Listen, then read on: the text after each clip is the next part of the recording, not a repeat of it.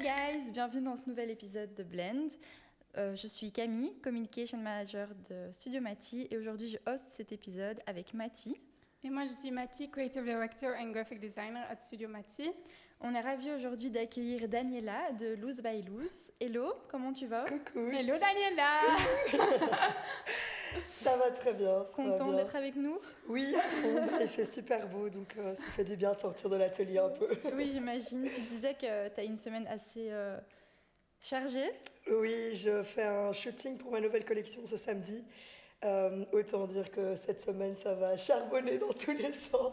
Ok, donc tu dis collection, tu peux nous en parler un peu plus, un peu de ton projet, de ce que tu fais? Oui, bien sûr. Expliquer un peu tout ça. Alors, comment dire j'ai commencé Loose by Loose il y a environ 4 ans.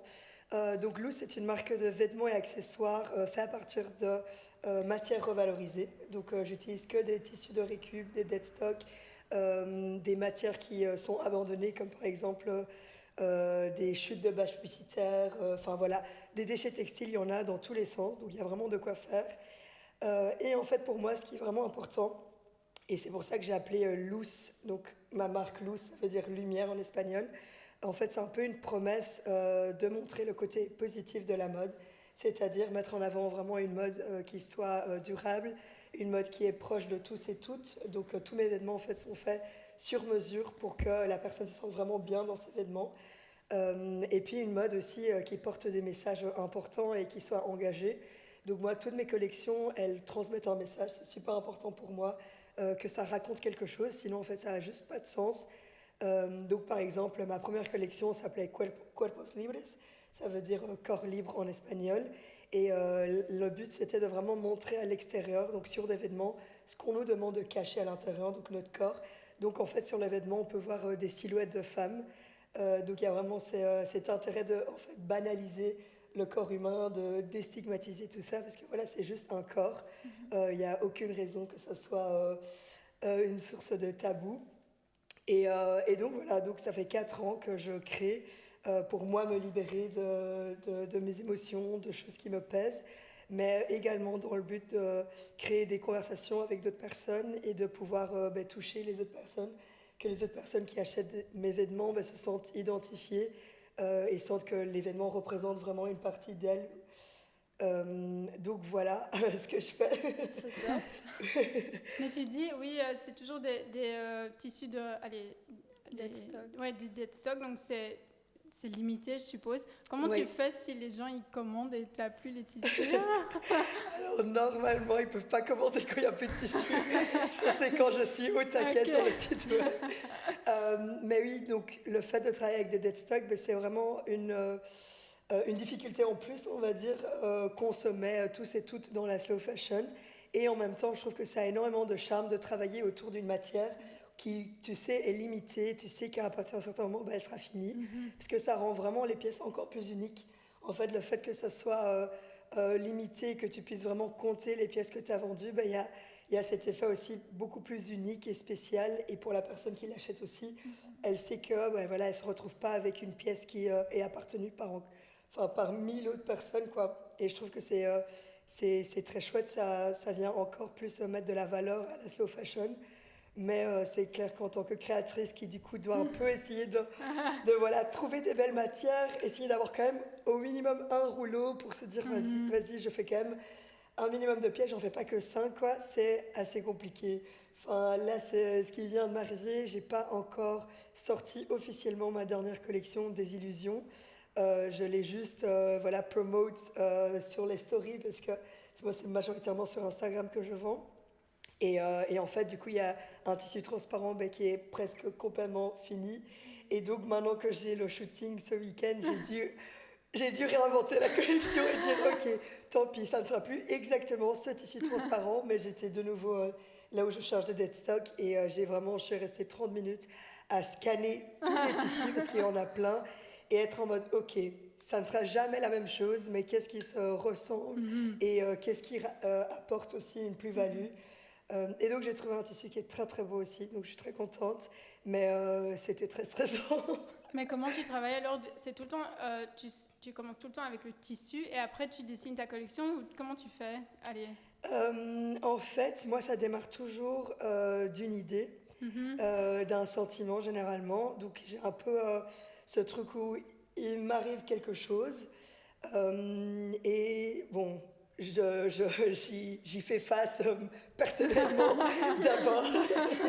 C'est pas un ongoing trauma, c'est genre, ok, trauma from the past, let's say.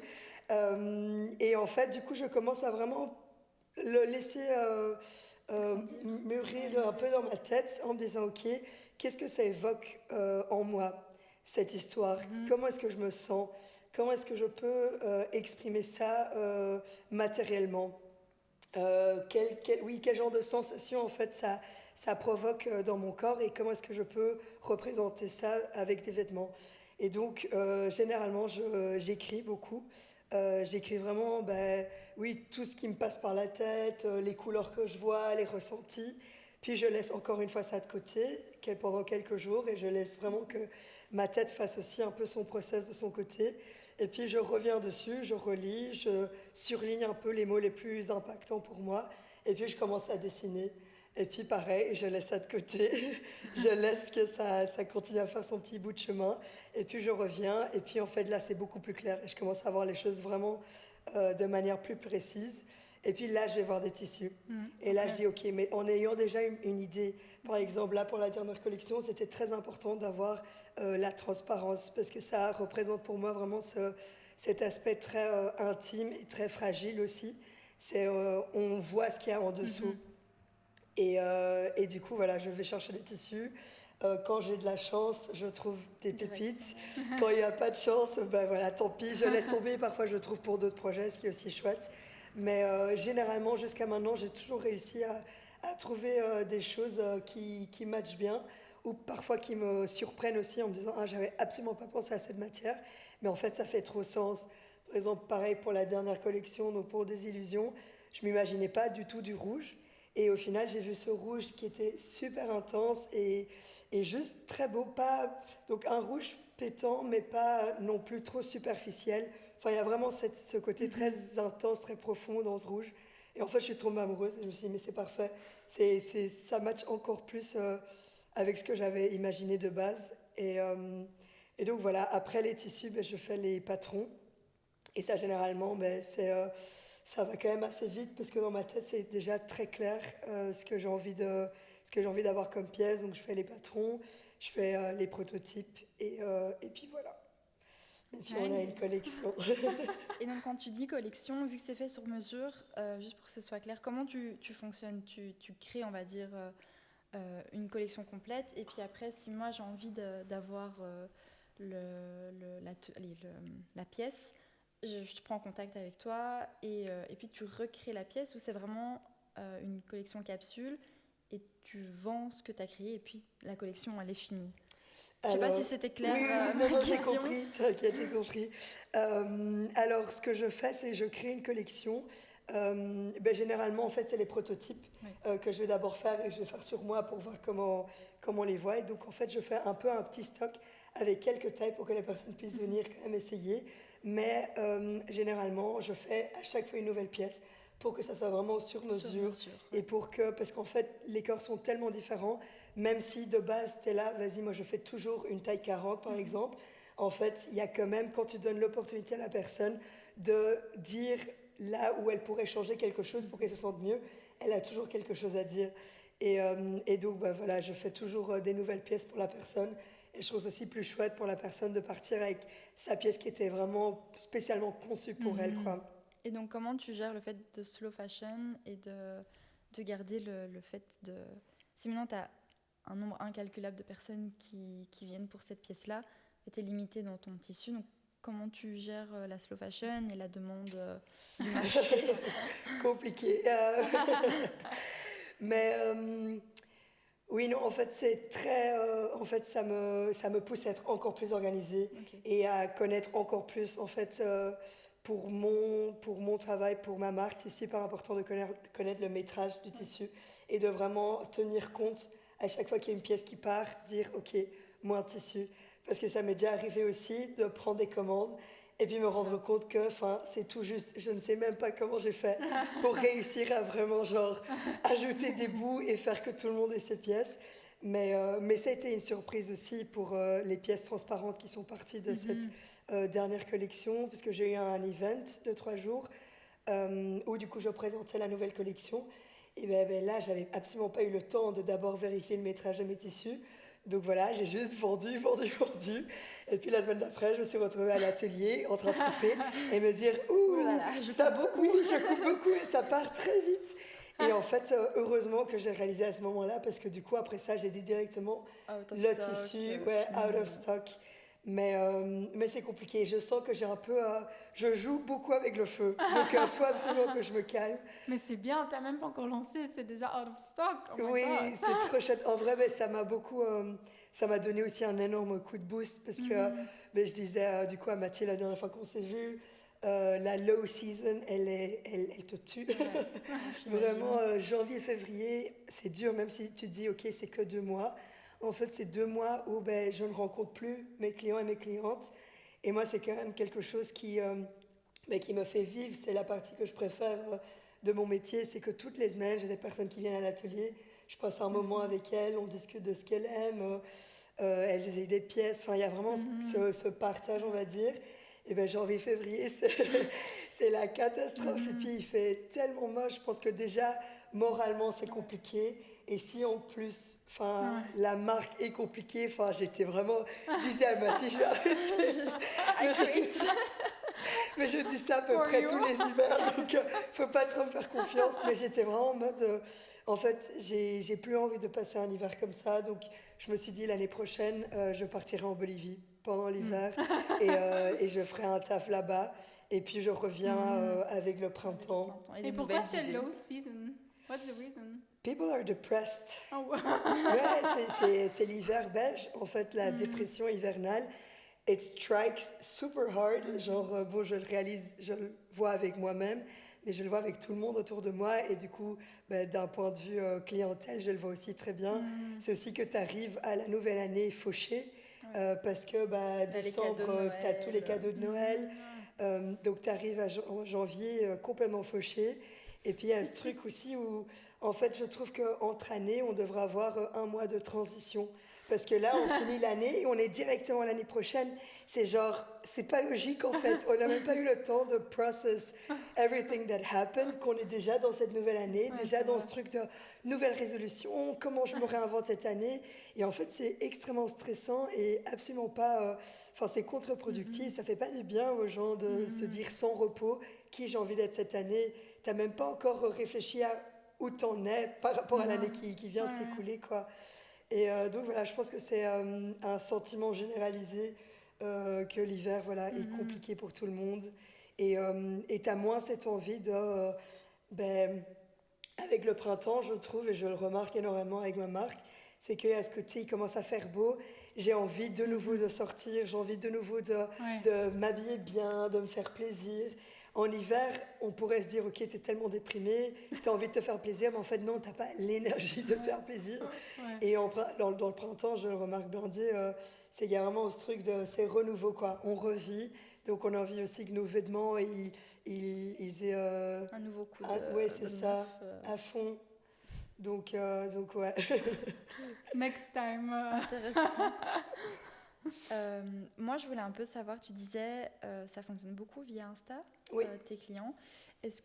Comment tu penses ta communication? Est-ce qu'il y a une stratégie que tu as développée au fil des années où c'est très authenticité et j'ai envie de partager, très spontané, j'ai envie de partager, j'ai envie de montrer ce que j'ai créé, un peu d'excitation de oh waouh, nouvelle idée, nouveau dessin, j'ai envie de partager et teaser. Et je pense que moi, c'est plus ça. C'est plus un côté très spontané.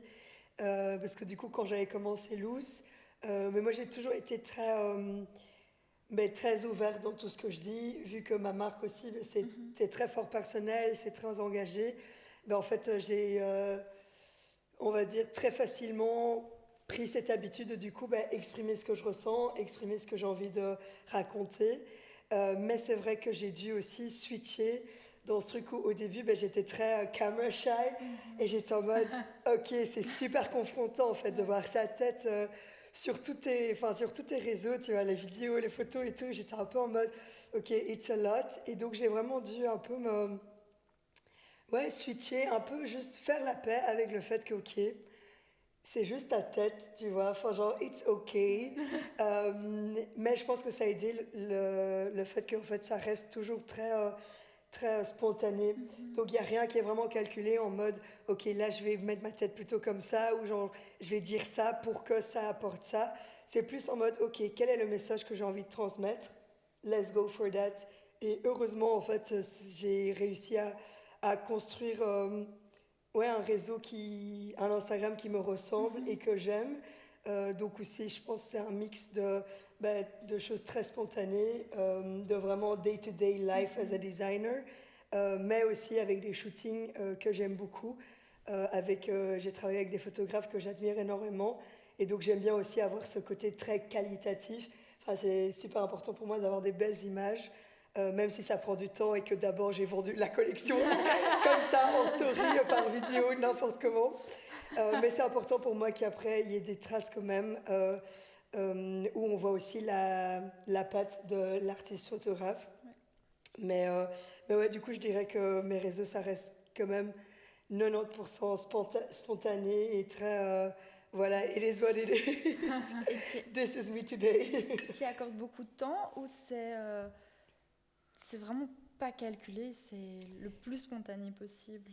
Mais j'y accorde quand même beaucoup de temps parce que voilà, vu que je vends principalement sur Instagram, c'est vraiment, enfin c'est la source de mon revenu. Donc ça serait bizarre de pas y accorder du temps. Donc non, j'accorde quand même beaucoup de temps à la communication Instagram. Mais en fait, généralement, ça matche tellement toutes les autres étapes de création que au final, je le ressens pas tellement que ça en mode j'ai fait que Instagram, on va dire. Okay. Parce que c'est toujours aussi multitasking entre plein d'autres trucs. Enfin, c'est autant le service client, parce que du coup, presque tout le contact que j'ai, c'est sur Instagram. Donc c'est ça, mais c'est aussi entre deux messages, faire une petite story parce que je suis en train de travailler sur quelque chose. Donc voilà, et puis aussi, moi je prends quand même beaucoup de plaisir à penser à mes campagnes de com, parce qu'à chaque fois, où il y a beaucoup de photos que je fais moi-même avec mes amis, avec des gens autour de moi, parce que j'aime beaucoup aussi je shooter des personnes que je connais et où je sens qu'il y a une belle énergie. Et donc j'adore après vraiment penser, ok, qu'est-ce que j'ai envie de raconter avec cette image, et puis vraiment avoir un peu comme si je parlais à des potes, quoi. Vraiment toujours avec mon sens de l'humour un peu naze, de faire des petites blagues et tout, mais toujours dans le but quand même, c'est pour montrer un produit, pour potentiellement avoir des clients et des clientes. Mais donc je trouve ça très chouette d'avoir pu rejoindre un peu l'utile à quand même à l'agréable, c'est ça. Exactement, sûr, c'est important. Je crois que c'est comme ça qu'on tient au long terme. Ok, intéressant. Je voulais aussi, tu parlais d'un événement, donc j'imagine que dans ta tête, dans ce que tu penses de la com, tu penses pas que digital, tu penses aussi physique, surtout comme tu dis, il faut venir essayer, c'est sur mesure. Ouais. C'est quoi ta relation, on va dire, digital, physique? Tu t'accorderais plus de temps à du physique? Okay. Est-ce que tu penses que le physique aujourd'hui c'est complètement perdu parce que le digital a pris le dessus, ou on revient petit à petit dans une tendance où les gens ont envie d'avoir ce contact, ont envie de passer la barrière du digital?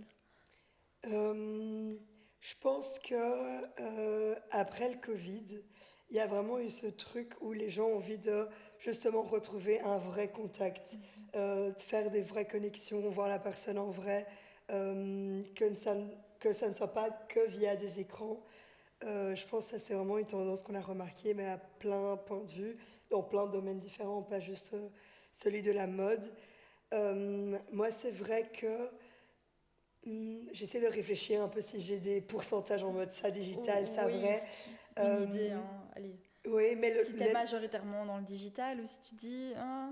En fait, pour moi, les deux viennent ensemble parce que même si, on va dire, majoritairement le premier contact se fait sur Instagram, mais après, il y a le passage par l'atelier. Ouais. Donc, il y a le vrai contact ou le passage par un tel event, je vais venir. Ça arrive aussi que ça soit le contraire, c'est que la personne m'a rencontré à un event et parce qu'elle a eu déjà ce contact réel qui se dit, depuis ce jour-là, je te suis. Et en fait, j'ai trop adoré ta vibe et l'énergie de ta marque. Donc, c'est pour ça que je te suis sur les réseaux. Okay. Mais donc, voilà, je pense que pour moi, c'est très... les deux viennent vraiment ensemble. Oui, c'est ça s'entremêle très fort. T'as jamais des gens qui juste commandent et viennent pas à l'atelier? Oui, mais c'est vraiment le pourcentage est minime, quoi. Okay. Et c'est ce que je pense que je t'expliquais, je sais plus quand, que voilà, du coup j'ai fait le site web avec Sidiobati, forcément, c'est pour ça qu'il est magnifique. Merci. Petit placement de produit. mais en fait, au final, il me sert vraiment majoritairement de vitrine et c'est pour ça aussi que c'est très chouette qu'il soit vraiment à mon image et qu'il soit très esthétique et très beau. Parce que du coup, les gens sont un peu submergés dans le monde loose, on va dire. Et donc, ça leur donne envie, mais généralement, ils envoient un message sur Instagram et puis ils viennent me rencontrer à l'atelier. Donc, j'ai rarement des commandes en mode à l'aveugle comme ça. Okay. C'est très rare, mais ça fait aussi plaisir. Oui. Par de temps en temps, je suis là, pas mal. C'est ça, cette personne à Amsterdam. Ok, let's go. Et à chaque fois, j'ai peur. Je suis là, j'ai pas l'habitude de le faire comme ça. Normalement, je rencontre la personne et là, juste avoir un nom, je suis là, qui est cette personne? Et donc, du coup, tu la rencontres en fait qu'à la fin, au moment de la livraison de la pièce? Oui, j'en vois. Et t'en vois un. C'est ça. Parfois, tu vois donc vraiment aucun contact. Ouais. Okay. Et ça, vu que je suis super habituée à ce passage obligatoire par l'atelier, quand j'ai pas ça, je suis un peu en mode ok, genre you have to let go, c'est ça, just let go, it's okay, you're buying, it's fine. Mais ouais, c'est spécial. Ok. Ouais, c'est très intéressant. Ouais. Au niveau du processus créatif, donc tu te parles que tu es dans un atelier. Est-ce que ton environnement il te stimule créativement ou tu le vois plutôt comme c'est mon bureau, c'est là où je travaille et il n'est pas plus stimulant que ça. La créativité vient du monde extérieur. De Bolivie. Oui, de Bolivie, de tes traumas. Oui. Voilà, en fait, l'inspiration vient de l'intérieur. Pas besoin de l'extérieur pour ça. Mais en fait, moi, presque toutes mes sources d'inspiration, clairement, ça vient d'expériences. Donc, ça peut être des expériences à n'importe quel endroit. Des émotions, donc les émotions, on les ressent partout, tout le temps, un peu trop même. Mais je dirais quand même que mon atelier est très stimulant, parce que du coup, je suis au Grand Hospice, qui est une occupation temporaire. Donc maintenant, ça fait presque 3 ans que j'y suis. Et au début, je me suis vraiment dit, si j'ai pris un atelier, c'était pour vraiment arrêter de travailler chez moi, parce que c'est absolument pas ça. Et je travaillais du coup tout le temps, enfin, j'avais absolument pas la limite, ça c'est travail, ça c'est vie personnelle. Donc il y avait d'abord ce désir d'avoir un vrai espace de travail pour pouvoir avoir des vrais horaires. Et en fait, juste, je me suis dit, j'ai pas créé ma marque et mon propre travail, mon propre emploi pour me surcharger moi-même, enfin pour te bloquer. Pour me bloquer, c'est ça, et pour travailler dans des conditions horribles. Enfin, ça, c'est bon, j'ai déjà travaillé pour d'autres personnes horribles. I already had my fair share of that. Si je travaille pour moi-même, c'est pas pour me mettre dans les mêmes conditions de travail de merde. Et donc, dans cette idée, je me suis dit, ok, je vais me trouver un espace pour avoir vraiment mon atelier. Et puis, une fois que j'y étais, je me suis dit, si je reste quand même quelques années ici, j'ai envie que ça soit au max à mon image et que je me sente bien. Donc, je me souviens, quand j'avais été visiter les espaces, on m'en avait montré 2. Et le premier espace était super sombre. Et donc, j'étais rentrée, je m'étais dit, ouf, ça n'ira pas, ça n'ira vraiment pas avec moi. Et puis, le deuxième espace qu'on m'a montré était super lumineux. Donc, j'ai vraiment le soleil. En fait, quand il y a du soleil en Belgique, j'ai le soleil toute la journée. Donc, c'est vraiment génial. Donc là, j'étais en mode, ok, ça, c'est mon espace. Et puis, j'ai tout repeint en blanc. J'ai vraiment pris du temps à décorer l'espace. Que ça devienne vraiment mon safe place. Et en fait, c'est l'espace où je passe le plus de temps. Je passe beaucoup plus de temps là que chez moi. Donc voilà, j'ai un canapé. Enfin, faut vraiment que ça soit en mode cozy pour les petites siestes quand je travaille un peu trop. Donc peut-être c'est pas ma source d'inspiration, on va dire, là où je travaille, mais c'est un lieu propice à la création parce qu'en fait je m'y sens super bien. Je m'y sens vraiment en paix. C'est ta safe place, donc c'est ça, c'est ma petite bulle où t'es contente d'aller travailler, t'es contente de retrouver là, et puis j'imagine s'il y a le canapé, il y a moyen aussi de... Enfin, tu peux avoir ce moment un peu... Je suis au travail, mais je plus souffle calme, un peu, c'est ça, à fond. Que t'as pas... Enfin, chez toi, tu bouges de pièce, ça reste ton environnement... C'est trop personnel, en fait. Ça. C'est pas... Je pense, voilà, pour démarrer Loose, il fallait que je le fasse, parce que tu prends pas directement un atelier en mode « let's go, it's gonna work ». Mais clairement, ça a changé ma vie d'avoir un atelier, et ça a aussi changé Loose complètement, quoi. Parce que du coup, j'ai pu vraiment aller encore plus en profondeur dans ce que j'ai vraiment envie de faire avec Loose, donc vraiment avoir ce côté très proche avec ma clientèle. Et avant, je ne pouvais pas vraiment avoir ça vu que j'étais chez moi. Donc là, c'était plus en mode, c'est que quand je vais dans des marchés que je rencontre des personnes. Mais sinon, il n'y a pas beaucoup de gens qui passent chez moi. Il y a vraiment ce côté où c'était en mode... c'est un peu trop proche. Je rentre chez moi. Oui, on rentre vraiment chez moi et je veux bien. Je raconte tout très, très facilement et toutes mes collections sont extrêmement personnelles. Donc il y a aussi déjà une part de toi dans mon travail. Donc je suis en mode, le reste, on va se calmer. Qu'est-ce que c'est un conseil que tu peux donner? Parce que je pense quand tu commences la mode, il y a tellement de marques, il y a tellement de trucs. Qu'est-ce qu'il y a un conseil que tu peux donner aux gens qui veulent aussi commencer leur marque? Comment se différencier dans un monde tellement fou? Ouais, en fait, oui, autant. Mais le truc, c'est que oui, il y a beaucoup de marques, en effet, mais on a aussi beaucoup de monde, on a aussi beaucoup de personnes, et on est chacun et chacune extrêmement unique. Donc, en fait, il peut y avoir autant de marques qu'il y a de personnes. Mais du coup, un conseil, ce serait de juste rester authentique, de créer un projet en fait qui te ressemble, parce que s'il te ressemble pas et que en fait c'est pas quelque chose que tu peux défendre facilement de manière très spontanée, c'est pas quelque chose qui peut tenir dans le temps. Donc ouais, rester authentique. Ça a l'air super générique en fait comme conseil, un vrai conseil. It's fine. Oui, je pense que c'est un peu ce qui a guidé ce podcast aujourd'hui, c'est l'authenticité dans ta communication, dans ta marque. Tu mets tout corps et âme dans tes collections. Donc c'est sûr que j'aurais pas vu meilleur conseil que ce que tu as donné maintenant. Non. Ok, merci les gars. Une belle fin pour terminer ce podcast aujourd'hui. Merci Daniela. Merci à vous pour l'invitation, c'était trop chouette. Avec plaisir et à la prochaine. À fond. Merci, ciao. bye bye. Bisous.